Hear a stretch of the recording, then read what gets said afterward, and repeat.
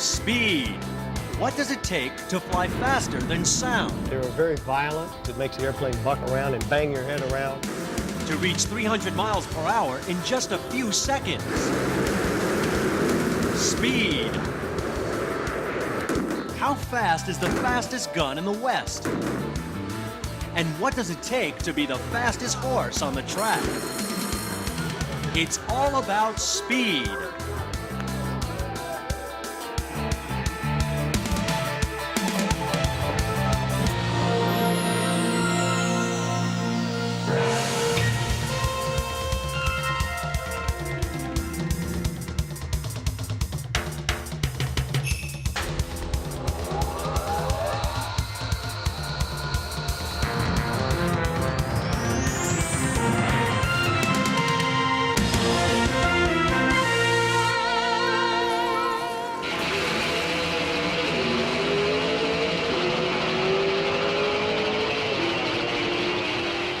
New York's Lebanon Valley Dragway.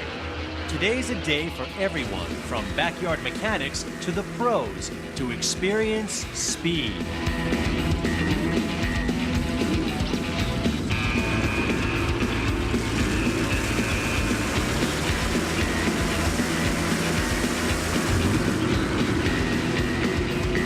But the top attraction for the crowd is the fastest racing machines in the world. The Top Fuel dragsters and their superstar drivers like Shirley Muldowney. I think, personally, it's the sound of the motors. It's the sound. And it's not noise, it's sound.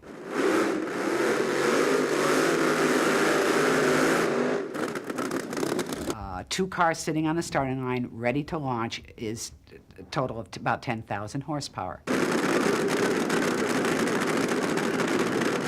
When they leave the starting line, the ground actually shakes. If you can imagine from a dead start through the quarter mile, 1,320 feet, under 5 seconds, speeds up to 300 and over 300 miles per hour. I can't even start to tell you. A lot happens out there in less than 5 seconds. Shirley Muldowney is a legend in racing, a 3-time world champion, and the first woman to earn a Top Fuel license. Her career started here at this dragway. This evening's challenge match pits her against Doug Herbert, also a 3-time world champion, and this track's record holder. Top Fuel dragsters combine brute force with delicate design to achieve fantastic acceleration from 0 to 100 miles per hour in a little over a second, 300 miles per hour in under 5 seconds. With their ear-splitting roar, the engines would seem to hold the key to such speeds, but that's not the case. Well, these Top Fuel cars have so much horsepower that horsepower is almost not even a factor because you just can't use that much horsepower. So getting as much power to the tires as you can possibly use without spinning the tires is the whole trick. It's not the engines, but the power applied through the tires that creates maximum acceleration. And that's true for every class of dragster. The contact patches, the two areas where the rear tires touch the ground, must transmit the force of these magnificent engines in a space the size of a briefcase. Even the rituals of the start, observed by both the pros and the amateurs, are largely about getting the tires ready. First, it's a trip through the water box to get the rear tires wet. A wet tire is easy to spin in the burnout. A burnout cleans the tires and creates more traction by leaving a clean patch of rubber that adheres to the now hot and sticky tires. One of the secrets to going fast, in fact, a key breakthrough, was the work of this man, Marvin Rifkin, at the time a local tire recapper, the M in M&H Tires. A familiar figure at the drag strip, he answered the driver's call for more traction. We had to do something to try and get more. More bite, more bite, more bite. That's all you hear from a driver. I need more traction, more bite. Well, you put two and two together and say, that's how I got to get more bite. Marvin Rifkin's innovation remains at the heart of racing tire design and can be seen in many of the tires used at today's event. His was the first wrinkle wall tire, a tire with a thin sidewall. When you make a sidewall with less ply, the tire, squat tire, wrinkles. And as you rev the engine and hold the clutch in, the tire starts to turn like this. You get all these wrinkles on the tire. That's a wrinkle wall. The tires are basically like a rubber band. When you take off, the tires wind up, and then they unwind, which springs the car out. And also, as the car is going down the track, the sidewall being kind of flimsy will take and the centrifugal force of the tire spinning at a higher speed will cause the tire to, to pull in and to get taller. Growing the tire allowed for full traction at the start and effectively a new higher gear at the finish. And the distortion of this tire, you swear it's coming right off the rim. But sitting in the seat of the car, I mean, it feels as smooth as a Sunday ride down there in the lights. Tonight's Sunday ride is about to begin. Strapping the drivers in, Muldowney in her dragster and Herbert in his, is the last act in a long series of preparations for the race. Both teams have spent the past 80 hours getting ready for the next 5 seconds. With a tip of the helmet, Muldowney pulls up to the final staging lights.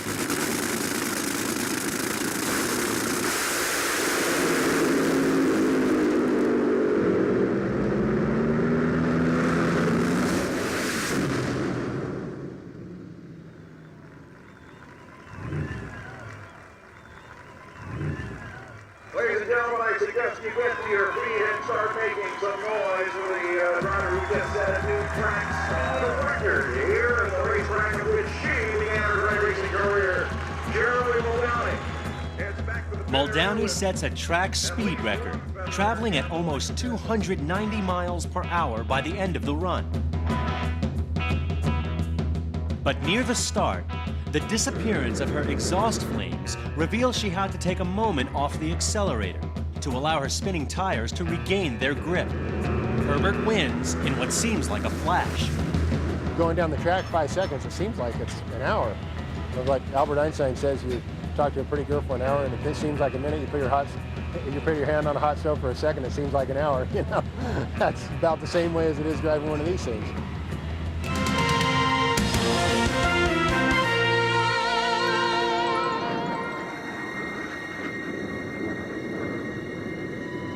More than 30 years ago, a revolutionary aircraft took off from a top-secret airfield somewhere in the Nevada desert. Back then, the SR-71 Blackbird was the fastest jet airplane in the world. It still is. Speed. What does it take to fly faster than any other? All of our increases in speed of travel have been done in the atmosphere. Even getting to orbit, you have to go through the atmosphere. Now, the atmosphere objects to that. The atmosphere is a fairly dense, sticky stuff, and it objects to things going fast through it. And the objections increase with speed. In the 1940s, as experimental aircraft approached the speed of sound, they encountered an invisible barrier in the sky. It tore the wings off and killed pilots.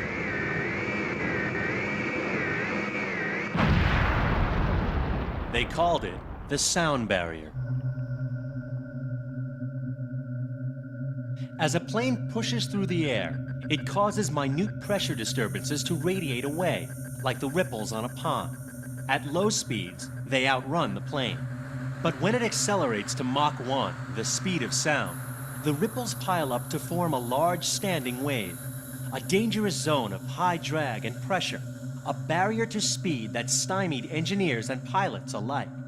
Well, the sound barrier was one that that we thought we could get through because we knew that bullets traveled at supersonic speeds and artillery shells. So we knew things could go faster. Shooting a muzzle velocity on a 30-06 rifle bullet, that thing comes out of there rotating and is stabilized by the rotation, and it goes supersonic. So we knew it would be possible if you could get enough thrust and if you could reduce the drag. In 1948, a tiny rocket plane specifically designed to break the sound barrier was rolled out onto a remote airfield in the high California desert, the Bell X-1. The hydrogen and oxygen fuel in her 4 rocket engines gave her 6,000 pounds of thrust. With fuel for just a 2.5-minute burn, the X-1 was carried aloft, strapped to the belly of a B-47. Chuck Yeager, the aircraft's pilot, would be flying into the unknown. Could the X-1 survive the turbulent air as it approached the sound barrier?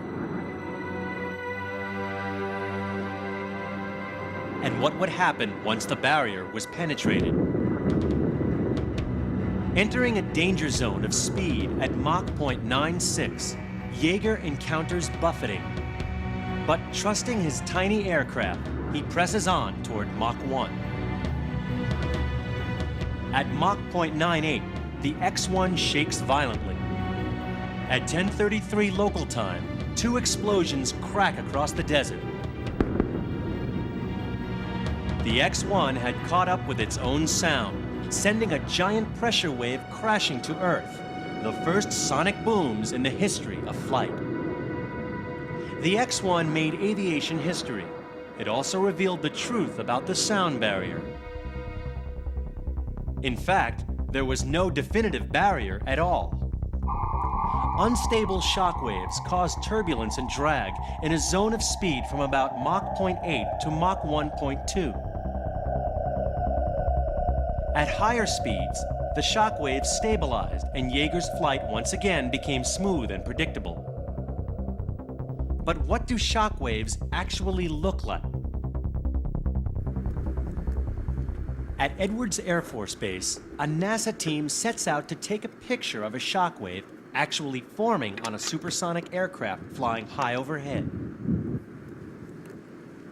To make the image, an extremely powerful light source is needed, so they point their camera directly at the sun, hoping to capture pressure waves radiating from the aircraft as it penetrates the sound barrier. Looks good. A computer compensates for the Earth's rotation to keep the lens lined up with the sun. 6 miles high, the test aircraft now attempts to fly a precise course between the camera and the sun. Initiate camera run now. The airplane must pass through a target zone that is only 100 feet wide. Steady on course.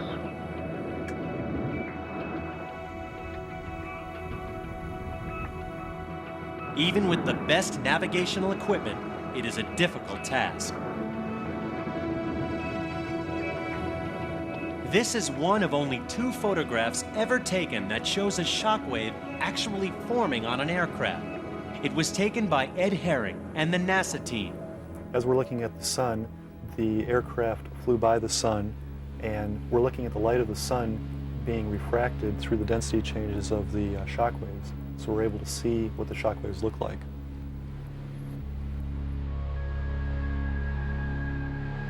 An aircraft's shockwave is like the wake of a boat. As speeds increase, the wake bends backward. To reduce drag, a supersonic aircraft must always fly within its wake. So as the planes went faster, they became long and slim, and wings were swept back. By 1958, only 10 years after Yeager's flight, military fighters were traveling twice the speed of sound.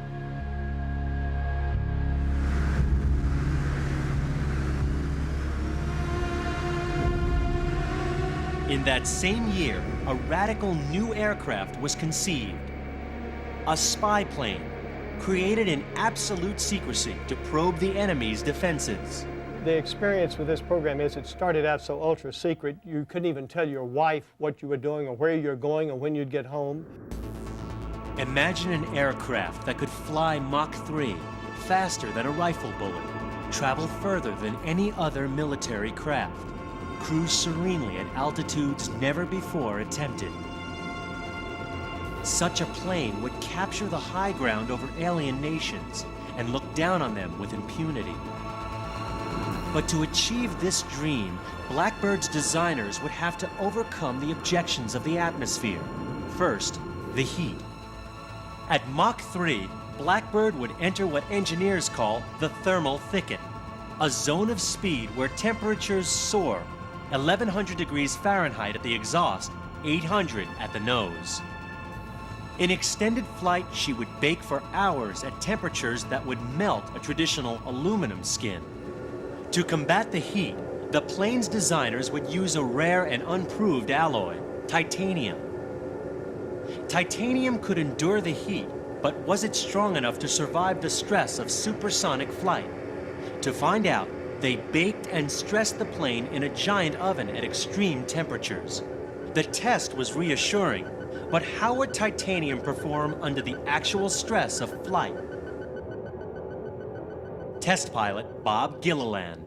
The main concern, at least initially, was that this airplane had been built in a brand new metal. We didn't know exactly how strong it'd be. The designers had not done something right. The tail could come off, or something could break and experience a cataclysmic structural failure. So we were worried about that. At least I was, and I think everybody else was too. As Gilliland accelerated past Mach 2, friction from the air baked Blackbird's skin. In her wake, the air boiled for 200 yards. Everything's so hot. I remember I used to be able to put my hand up with a gloved hand with multiple layers and rubberized, and I could feel the heat coming in just from the heat of the glass on my hand up there, and so you wouldn't want to touch it. On missions of 5 hours or more, Blackbird was subjected to what designers call a heat soak. The hot metal expanded, causing her fuselage to grow as much as a foot in length. But there was another problem. To go faster than Mach 3, Blackbird would drag a huge shockwave. Her jet engines would need the power of 45 diesel locomotives. And here, the designers took another risk. They built a revolutionary new engine that used an ingenious spike to harness the power of shockwaves. Aerodynamicist Dick Cantrell. We reached Mach 3.2 at cruise, the shock wave forming on this tip of the inlet four-body spike grows and lays right here on the inlet lip at the face of the inlet, so that all of the air behind that shock wave, all of it goes into the inlet for maximum efficiency. Inside the engine, the shock wave is bounced between the spike and the inlet wall. Air passing through the successive shock waves slows down, creating tremendous pressure behind the spike, over 40 times that of the outside atmosphere. That pressure actually drives Blackbird forward, providing 80% of the engine's power. As test flights continued, Blackbird ventured into new realms of speed.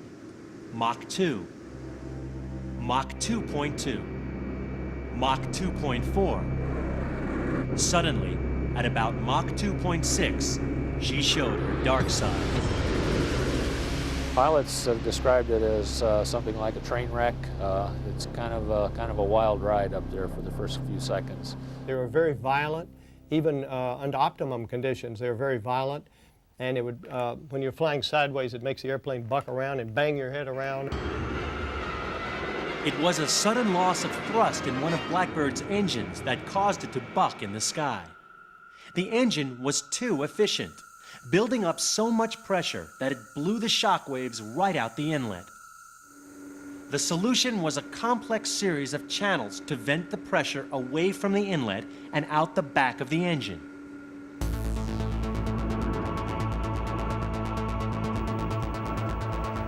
Only 17 years after Chuck Yeager had first encountered shock waves as he flew 700 miles per hour, Blackbird had harnessed the energy in them to fly 3 times as fast.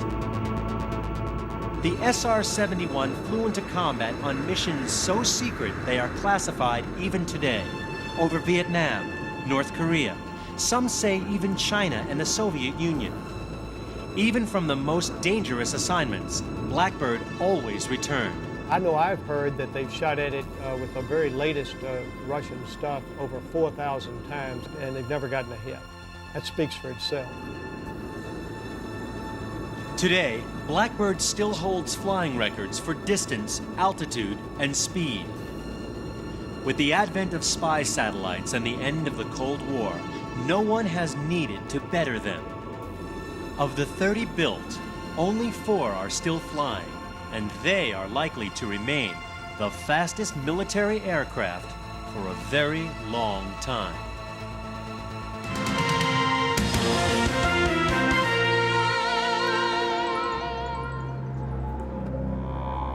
They are all descendants of 3 stallions brought to England from the Middle East 300 years ago. Their ancestors are shrouded in legend. But out of this legend comes an indisputable fact.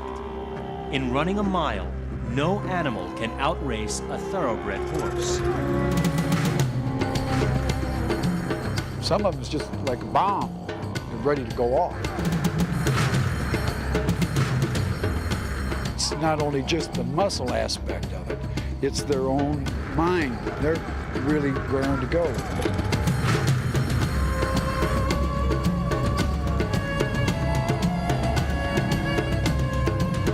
Careful breeding has created this magical mix of beauty, spirit, and speed. And to those who know, the sensation of riding a fast horse is almost beyond words. Oh, it's a great feeling when they're running real good underneath you. Have you ever been in a car where you feel like you can go as fast as you want? That's what it feels like. It's a great feeling. Like I said, it's hard to describe, but I sure hope I feel it in the next race. But the joy of a fast horse isn't just for jockeys. Horse racing is big business, but not easy money. What you have at these major racetracks are 5,000 or 10,000 people at best, all doing their different handicapping, and that's why you will notice the tickets on the floor. And the speed of thoroughbreds is changing. The fastest times haven't altered much, but the average has increased. Why? Because we're getting better all the time in looking after them and taking care of them. Diagnostics are better now. Our therapies improve every year. We can catch problems when they're very small and remedy them before they become a cause for concern in the horse. We're concerned today with detection in a very early stage of performance limiting factors which you do not meet the eye and often are not visible on an X-ray.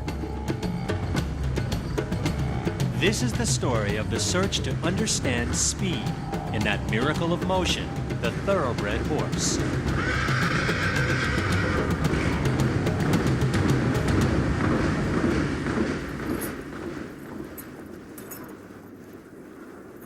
Suffolk Downs, a racetrack in Boston, Massachusetts. Today, the 2-year-old horse, Winlock's very own, will race for only the 4th time. Her trainer, Ron Dandy, is here to keep a watchful eye. Winlock's very own has shown some promise as a racer. She's trained well and has spirit, but in her last race, she finished poorly. After some rest, she is here to try again, and Dandy hopes to win. There, if you're in front by yourself, fine. If somebody else wants He consults with the jockey on some last-minute strategy. Often, these conversations revolve around the horse's personality. A jockey's job is to guide a horse through the best race the horse wants to run.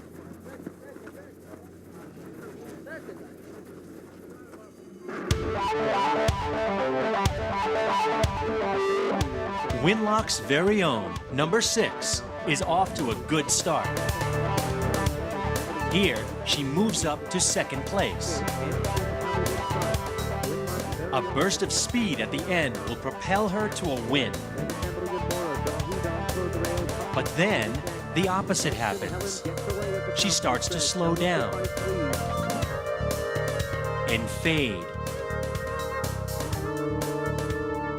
finishing a distant 6th.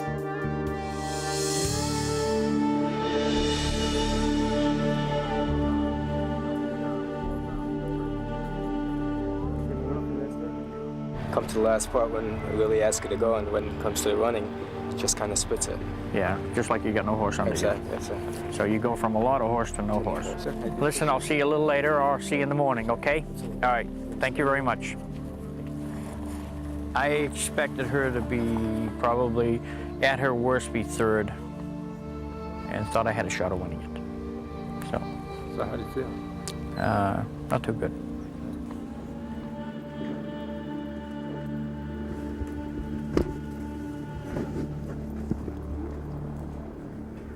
Back at the racing barn, it's time for veterinarian Dr. Risa Sheehan to take a look. As anyone who bets on horses soon learns, there are many reasons for a poor performance. 1,000 pounds of horse moving at speeds between 35 and 40 miles an hour is ultimately a fragile machine. Everything from a bad start to muscle soreness can keep a horse from running well. A quick look with an endoscope, a fiber optic camera, reveals a symptom of Winlock's problem. With the fiber optic endoscope, we pass right up her head, start here looking, and I can actually pass it to about this point down her trachea, where her lungs begin down here. And what we noticed was an amount of mucus discharge coming from her lungs traveling up her trachea. That's often a sign of what they call small airway inflammation. Inflammation in the lungs, mucus is produced, and it's cleared from the lungs up the trachea. Dr. Sheehan suggests to Dandy that a further examination of the horse is in order. She just can't finish up that way. Well, that's, you know, he said it was a warm-up. She refers the horse to a nearby clinic, run at the Tufts University School of Veterinary Medicine by Dr. Andrew Hoffman. He is on the cutting edge of research into the performance-limiting factors in racehorses. The first step in a performance evaluation is a general examination, essentially a search for clues.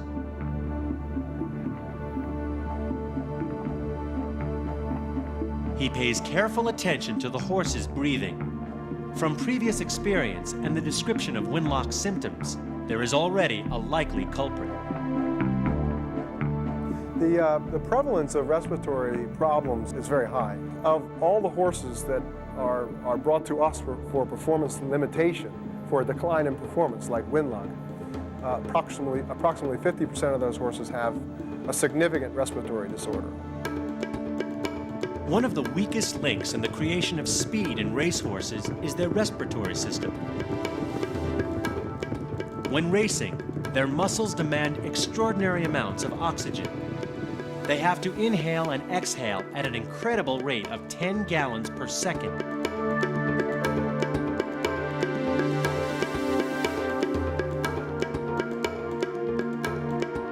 Even a small impediment to airflow can have disastrous results. So, as part of his examination, Dr. Hoffman uses an endoscope to look for any structural defect that might block airflow. This is the glottis. This is the opening of the windpipe right here. This is the epiglottis and the arytenoid. And see how these arytenoid structures also, we call them curtains, open and close. Let's bring it in a little closer. Okay, come back. Okay, let's watch to see that these structures are opening and closing normally. Okay, everything looks pretty good. This is what these internal structures look like now, while the horse is standing. But what about in a race? Okay, we're done. Dr. Hoffman can gain that view thanks to a technology not available to most veterinarians: a treadmill. Winlock doesn't seem thrilled at the prospect. But it takes a surprisingly short amount of time to teach her to go from a walk to a trot.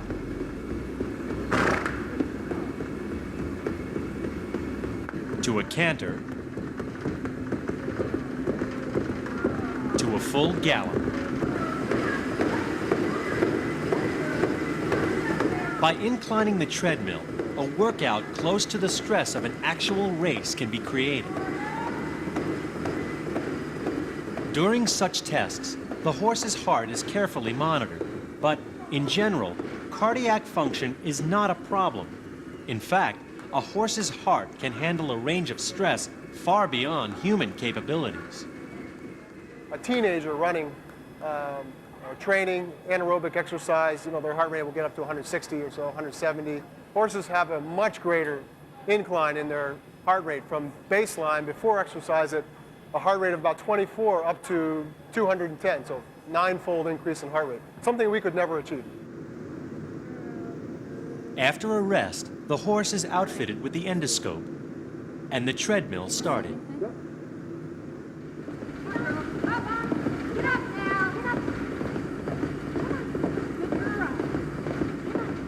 These are the inner workings of the main passage to a horse's lungs while it's at full gallop.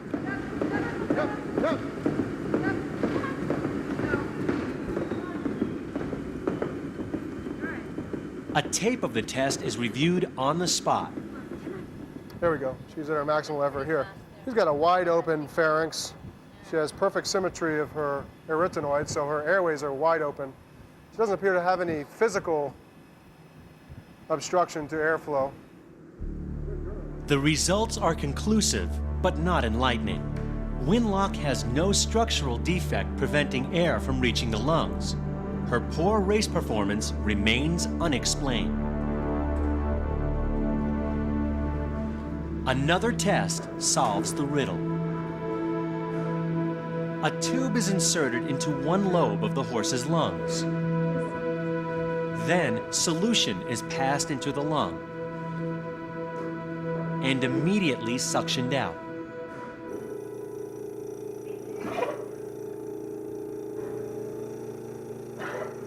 The results will be examined under a microscope, but Dr. Hoffman can draw some conclusions just with the naked eye.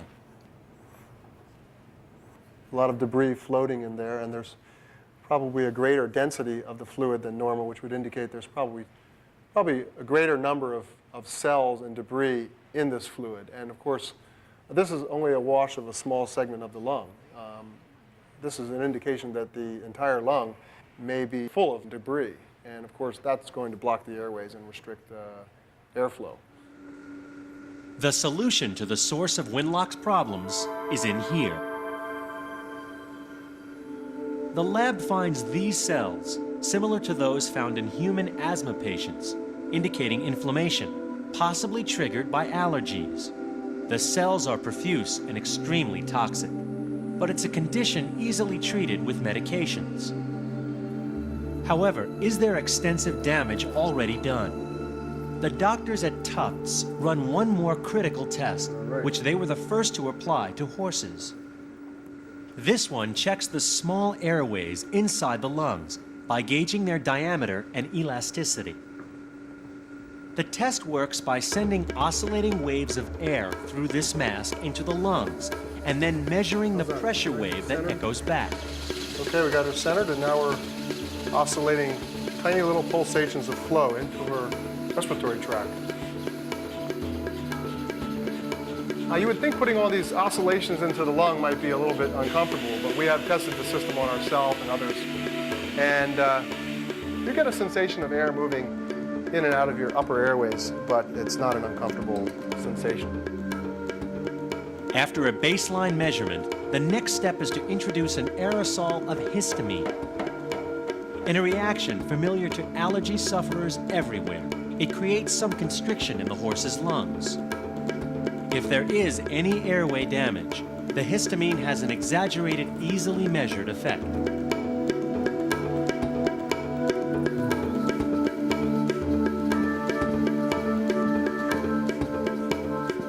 And here, there's good news. Winlock's results are normal. The disease has not yet caused serious damage to her lungs.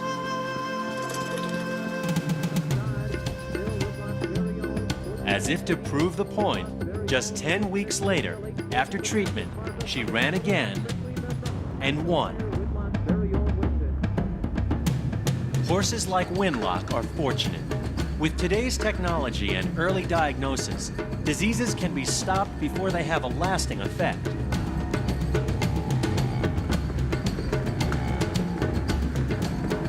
And that changes the outlook for speed at the track. There is no doubt that breeding and genetics have played a large role in the creation of a fast horse. But a new source of competition may be coming down the stretch. We have selected for the elite horses, but that isn't to say that a lot of the horses that drop back due to performance-limiting disorders wouldn't come forward and break track records.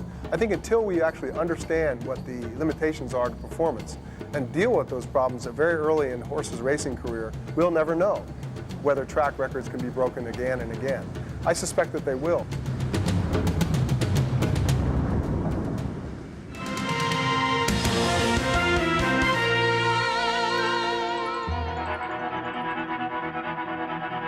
In the realm of molecules, speed is temperature. All around us, we have air. Air atoms, air molecules buzzing around in the air. They're at room temperature. We can't see them, but they're traveling very fast, faster than jet airplanes, maybe 700, 800, 900 miles per hour. When you start to get things colder and colder, that speed goes down. And that's exactly what cold means for atoms. Cold means moving very slowly. When Albert Einstein pondered how atoms would act if you could slow them to a near stop, he predicted that they would condense into a new state of matter, neither solid, liquid, or gas, more like a wave than a group of particles. It's been called the Bose-Einstein condensate. 5 years ago, Carl Wyman and Eric Cornell joined in a decades-old race to confirm Einstein's prediction. A race to create the coldest, slowest atoms in the universe. If you go into your refrigerator, turn it down from, turn the cold from 2 up to 8. Let's crank up that cold. After your refrigerator gets colder, the little molecules of milk in your bottle of milk are moving ever so slightly slower. The air inside your refrigerator is moving a little slower. So for us, when we think about how we're going to get to these very low temperatures, almost to absolute zero, the question that we're really asking ourselves is, how do we make things go slowly? Eric and his team have answered that question better than anyone by building the world's first successful Bose-Einstein condensate machine. Okay, so up here really is just the staging area. This is just getting things ready. All the action really occurs down here in this glass cell as the laser beams come in from north, south, east, west, up and down, and push the atoms into a ball in the middle of the center of that glass there. Step 1. Laser cooling.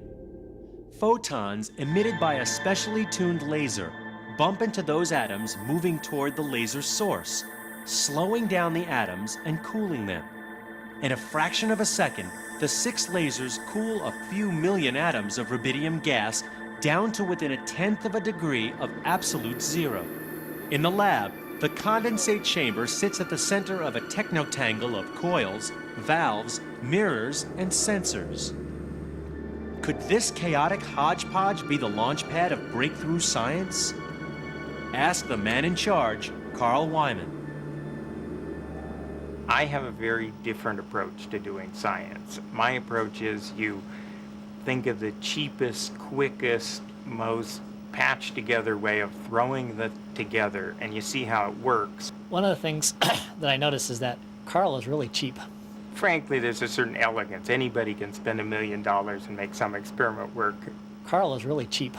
The really big way we save money is we use lasers that cost about $200 to $400 versus lasers that cost about $300,000, $350,000. While their competitors assembled million-dollar experiments, this team was making history with a machine cobbled together for under $50,000. Just all thermal atoms, very cold, but just above the transition point where we go to. But while their bargain basement lasers were shattering the coldness records, Eric knew that laser cooling could only take them so far. Laser cooling is good as far as it goes, and I'd say about 5 years ago, laser cooling was the hottest thing in cool. I mean, this was just really the coldest anyone had ever seen, and it was very, very impressive. What we realized even back then was that it wasn't cold enough. We needed to get another 100 times colder after we finished our laser cooling. To get the rest of the way, they used a phenomenon we all experience nearly every day, the cooling power of evaporation. Actually, now evaporative cooling is the hottest thing in cool. It's the coldest temperatures anyone has ever seen, they've seen from evaporation. But it's also just about the oldest kind of cooling you could possibly imagine.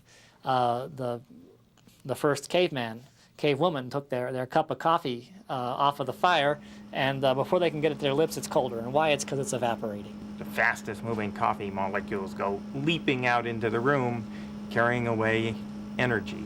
And so that's why coffee gets cold. But, you know, you also see this if you have just a room full of screaming children, and you take away the 2 or 3 that are the loudest, most rambunctious. You know, the average level of noise and energy goes down dramatically. And so that's really kind of the way our evaporative cooling works. People talk about this place as the coldest place in the universe, but in fact, as you can see, I'm not even wearing a parka. Where the cold is actually happening is down in here, inside this little glass chamber. That glass chamber is like a thermos bottle. It keeps the atoms cold even though it's warm out here. If we could get down inside, in there, where the atoms are, that would be plenty cold. That's where we'd really feel the big freeze. It's a big freeze at a tiny scale. Imagine these are a few million laser-cooled rubidium atoms that the scientists were pouring into the tiny container, a funnel-shaped magnetic field.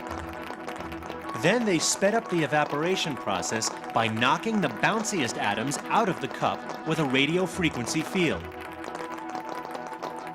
The atoms that were left were colder than anything seen before, just about cold enough to begin seeing the Bose-Einstein condensation.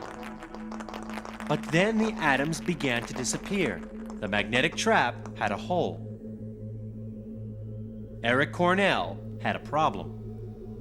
I had been working on it for about 4 years, on this project for about 4 years at that point.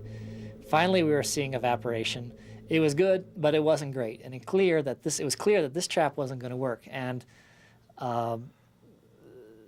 it seemed to me that it was time to stop fooling around, really start doing some major brainstorming on this. Because if this problem wasn't going to be solved, we'd have to really take a big step backwards and really re-examine the way we were going. Eric had an idea. What if they moved the hole around and kept it moving? We can keep moving the zero, the point at the bottom of the trap around in a big circle. The atoms don't have time, they don't know what to make of it. They don't have time to react. They can't get down to that zero, so they can't find the hole. Instead, they're pushed this way and that way, and when you kind of add it all up, a little bit of push this way, a little bit of push that way, a little bit of push this way, in the end, it amounts to just pushing the atoms all in towards the middle, but to a place where the field's not zero anymore. The hole is plugged up. Plugged up well enough to cool the rubidium to within 170 billionths of a degree of absolute zero. And right on cue, the Bose-Einstein condensate materialized. In the lab, the fuzzy speck on the TV monitor and the sharp spike in the computer readout there it is. Confirmed their accomplishment. And we saw then the very, very small cloud of atoms appear, which corresponds to the Bose condensate. We knew those atoms, we could tell from how small the cloud was that those atoms were by far the coldest thing anyone had ever seen on this planet. And if you go out into interstellar space, everyone thinks, well, in space it's really, really cold. But it's not that cold, not nearly as cold as it was in that blob of atoms. When you get out into interstellar space, it's about 2 degrees above absolute zero. The atoms inside this glass cell were 1 million times colder. In fact, even more than that. So maybe there's a race of strangers out there, humans with big bulbous heads. I've seen them on the National Enquirer, and maybe they like to do atomic physics and cooling. And if so, they may have seen something colder. But if they're not, this was definitely the coldest thing anybody anywhere has ever seen. Albert Einstein didn't need to see the coldest place in the universe to picture what would happen there. This confirmation of another of his predictions is a testament to his remarkable imagination. With nothing more than a blackboard and the power of his thought, he leapt across the universe at the speed of light and predicted the behavior of atoms at a standstill.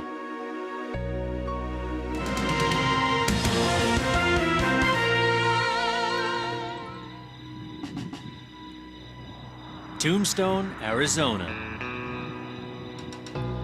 Home to legendary figures of the Old West like Wyatt Earp and Doc Holliday. A place where the myth of the gunfighter, the fastest gun in the West, lives on.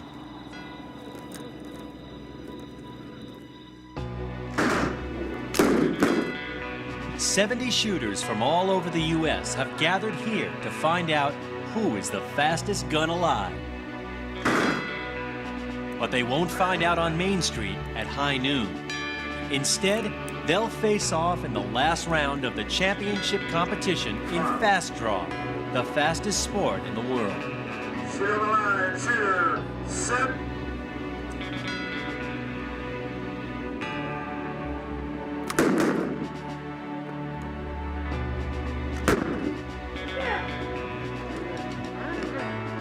Here's how it's played. When the shooter is ready, the announcer releases a button that will turn on a light after 2 to 5 seconds. The interval is random. When the shooter sees the light, he draws and fires a blank cartridge. If his aim is true, the hot gunpowder bursts the balloon target. The score is the elapsed time from the light turning on to the balloon bursting. The amount of speed that's involved with this is mind-boggling. The world record to react to a light, draw the gun, and break a balloon is 0.208 seconds. 0.208 is faster than the blink of an eye. Bam, you know, pow, like that. You're just moving so fast. Every muscle in your body is working. Stomach muscle tightens up, you know. You just pull and crank and pow and do that. That light comes on, you've got to explode. And that's where I get my speed.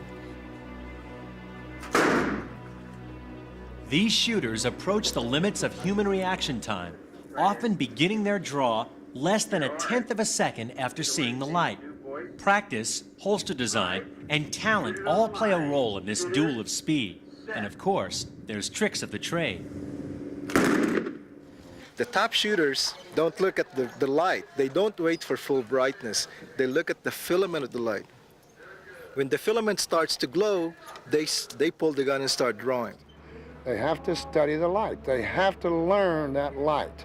And what I mean by the light is when that light comes on, it starts from the bottom and comes to the top and illuminates, okay?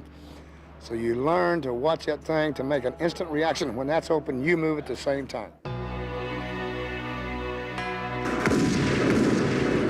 It's no accident that a Fast Draw championship match is held here. After all, Tombstone is the site of the most famous gunfight of the Old West, the shootout at the OK Corral.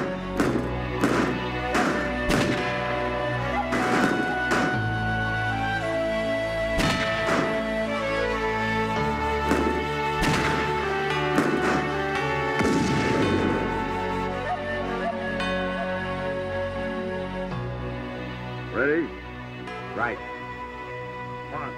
But were fast guns really a part of the Old West? Or does the image of dueling gunslingers come from movies? The gunfights like High Noon that Hollywood put out, you can count all the gunfights on the fingers of one hand. Because nobody did that, you could get killed. A novice could blow your head off. You had faulty guns or you had a bullet that wasn't any good. If you did that, you were dead. So you didn't get yourself into things like this. And when people back in the old days hired a gunman, he didn't go out and invite him out in the street and give him a fair opportunity. He just went out and shot him. That's what he was paid for. So how would today's fast guns measure up against a legend like Wyatt Earp? Well, if you put it up in this competition shooting at balloons, they would take the Earps and no problem. They're much faster. But the balloons don't shoot back. Now, if the balloons could shoot back, the Earps would probably come out on top. Wyatt Earp, his biggest asset was the fact that people knew that his first shot was going to be accurate and that his total objective was to kill him. Knowing that, fast guns don't mount a whole lot. No one knows how fast Wyatt Earp could draw and fire, but there's no question he mastered a gunslinger's mindset. And though fast draw has gone through a world of change, the mental game remains. It's mainly mental. It's mainly mental. I really work on my mental game, and I feel that that's the key, because after you shoot a few 100,000 rounds, you pretty much have the draws down. It's down to the final round, and Cal Elrich is shooting for the World Fast Draw Championship. In this event, there are 2 targets.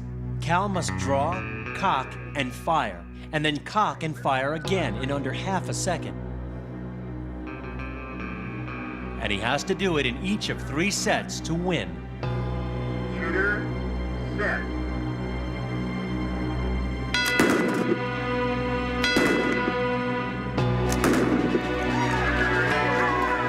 Cal's clean, fast shooting wins this tournament and secures him the title of the world's fast draw top gun.